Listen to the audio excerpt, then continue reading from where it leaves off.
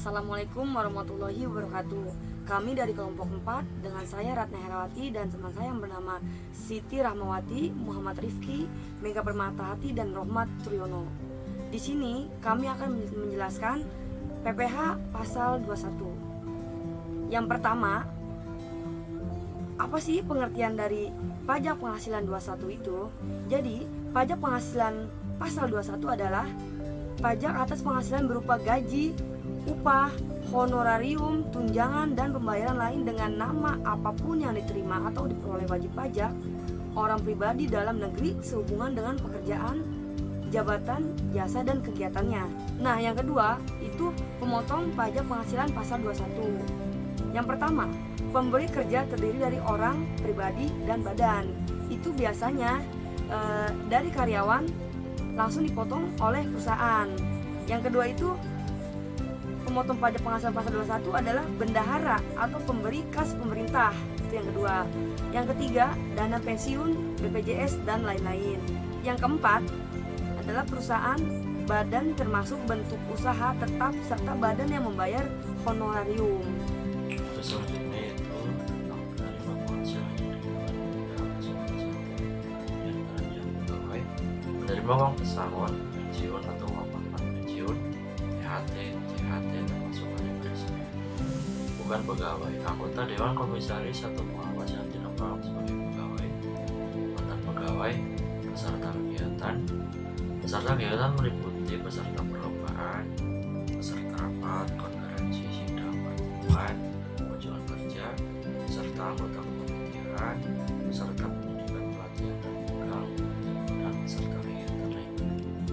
Yang tidak termasuk dalam penerima penghasilan yaitu pejabat perwakilan diplomatik dan konsulat atau pejabat lain dari negara asing, dan orang-orang yang diperbantukan kepada mereka yang bekerja pada dan bertempat tinggal bersama mereka dengan syarat: yang pertama, bukan warga negara Indonesia, dan yang kedua, tidak menerima atau memperoleh penghasilan lain di luar jabatan di Indonesia.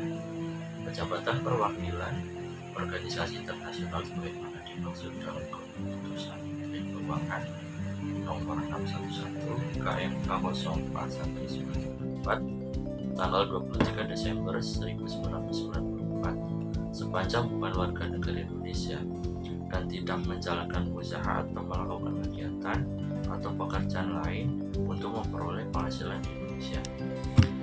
Penghasilan yang dikenakan PPh pasal 21 diantaranya itu penghasilan pegawai tetap baik teratur maupun tidak teratur, penghasilan penerima pensiun secara teratur, uang pesangon, pensiun, tunjangan hari tua atau jaminan hari tua yang dibayarkan sekaligus yang pembayarannya melewati jangka waktu 2 tahun.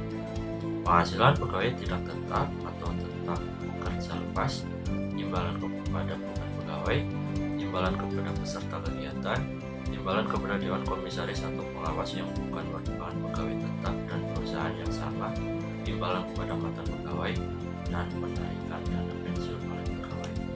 Yang tidak termasuk penghasilan yang dipotong PPh pasal 21 adalah: yang pertama, pembayaran asuransi dari perusahaan asuransi kesehatan, asuransi kecelakaan, asuransi jiwa, asuransi dwiguna, dan asuransi beasiswa. Yang kedua, penerimaan dalam bentuk natura dan kenikmatan lainnya dengan nama apapun yang diberikan oleh pemerintah dan wajib pajak. Yang ketiga, iuran pensiun yang dibayarkan kepada dana pensiun yang pendiriannya telah disahkan Menteri Keuangan dan penyelenggara Taspen serta THT kepada badan penyelenggara Taspen dan Jabstek yang dibayar oleh pemberi kerja. Yang keempat, yaitu penerimaan dalam bentuk natura dari kenikmatan lainnya dengan nama apapun yang diberikan oleh pemerintah. Dan yang kelima, kenikmatan berupa pajak yang ditanggung oleh pemberi kerja. Kewajiban wajib pajak PPh pasal 21. 1. Membuat surat pernyataan tanggungan keluarga. 2. Membuat pernyataan baru apabila ada perubahan. 3. Menyerahkan bukti pemotongan PPh. 4. Memasukkan SPT. Hak wajib pajak PPh pasal 21 yakni: 1. Meminta bukti pemotongan. 2. Mengajukan surat keberatan. 3. Mengajukan permohonan banding. perhitungan. Untuk pegawai tetap, yakni 1. Penghasilan bruto, terdiri dari gaji sebulan, tunjangan dan horarium, dan premium asuransi yang dibayar. Kedua, pengurang, terdiri dari biaya jabatan dan iuran pensiun mandiri. Berikutnya yaitu pegawai tidak tetap. Penghitungannya itu tidak tetap, 1 pemberi kerja dan berkesinambungan. Nah, penghitungannya itu 50% dikali penghasilan bruto sebulan dikurangi PTKP bulanan dikali tarif. Yang artinya menerima atau memperoleh penghasilan hanya dari 1 pemberi penghasilan yang bersifat berkesinambungan. Dengan catatan, subjek PPh pasal 21 yang tidak mempunyai NPWP dikenakan tarif 20% lebih tinggi. Misalnya, tarif awal 5%, karena tidak mempunyai NPWP, maka dikenakan tarif 6%. Berikut ini adalah contoh soal perhitungan pajak PPh 21. Contoh soal, seorang karyawan dengan status TK banding 0 memiliki penghasilan bruto bulanan sebesar 10 juta dan memiliki tanggungan istri yang tidak bekerja. Hitunglah jumlah PPh 21 yang harus dibayarkan oleh karyawan tersebut. Langkah 1, menghitung penghasilan neto, penghasilan setelah dikurangi PTKP. Penghasilan neto sama dengan penghasilan bruto dikurangi PTKP. PTKP ini yang artinya penghasilan tidak kena pajak. Untuk status TKO ini adalah 4.500.000. Dari mana 4.500.000? Penghasilan neto 10 juta dikurangi 4.500.000 sama dengan 5.500.000. Langkah kedua, hitung PPh 21 berdasarkan tarif pajak. Nah, berikut adalah tarif PPh 21 untuk tahun 2021. Yang dimana 5% untuk penghasilan hingga 50 juta, 15% untuk penghasilan di atas 50 juta hingga 250 juta, 25% untuk penghasilan di atas 250 juta. Nah, dalam kasus ini kan udah jelas ya, penghasilan netonya itu 5.500.000 yang dimana berada di bawah batas penghasilan 50 juta.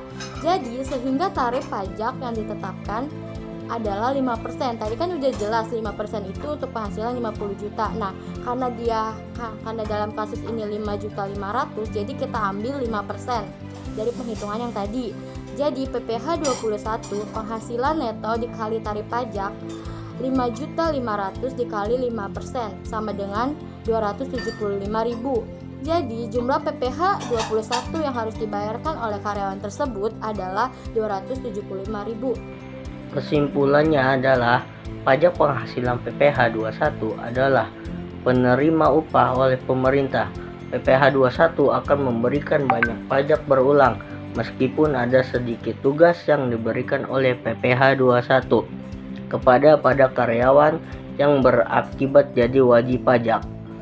Pemahaman lebih lanjut tentang PPh 21 akan memberikan banyak keuntungan tambahan bagi para wajib bayar. Terima kasih, cukup sekian presentasi dari saya. Wassalamualaikum warahmatullahi wabarakatuh.